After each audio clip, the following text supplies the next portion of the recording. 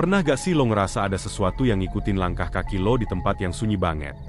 Kayak heningnya itu bukan kosong tapi kayak ada yang mantau dari jauh? Nah, gue mau ajak lo ke satu tempat di Jawa Tengah yang namanya jarang banget diomongin warga sekitar. Alas Keramikan. Hutan kecil di lereng perbukitan Kendeng yang kelihatannya biasa aja kalau dilihat dari jauh.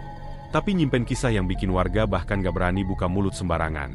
Jadi gini nih, dulu banget pas kerajaan Demak lagi jaya-jayanya, ada seorang ahli pembuat keramik bernama Ki Rama Wiryatama, yang dikenal konon bisa bikin gerabah sakti yang bisa menyimpan permohonan.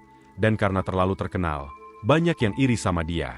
Suatu malam, dia dapat pesanan khusus dari seorang bangsawan, bikin satu kendi besar yang bisa menahan makhluk halus.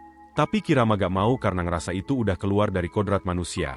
Sampai akhirnya dia dipaksa pergi ke sebuah hutan terpencil buat nyelesain pesanan itu dengan upah yang katanya bisa bikin dia hidup sampai 7 turunan.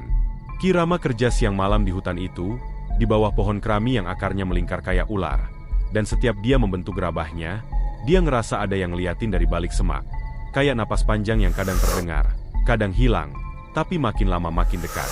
Setelah kendi itu jadi, Ki Rama baru sadar benda itu bukan kendi biasa.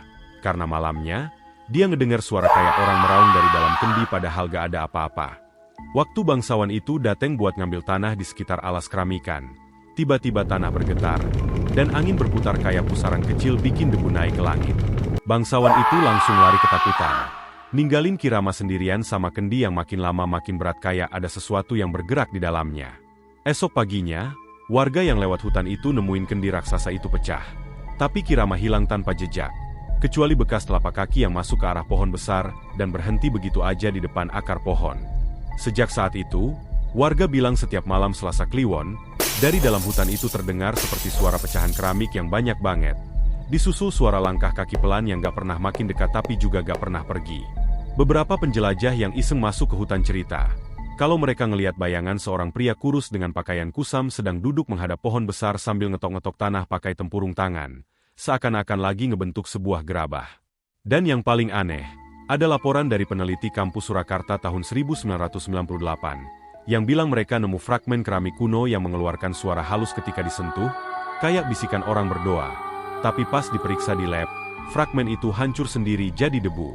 Warga sampai sekarang masih percaya kalau Ki Rama terjebak di antara dunia manusia dan dunia gaib, terikat sama benda terakhir yang dia buat. Dan alas keramikan jadi tempat perbatasan yang gak boleh disepelekan.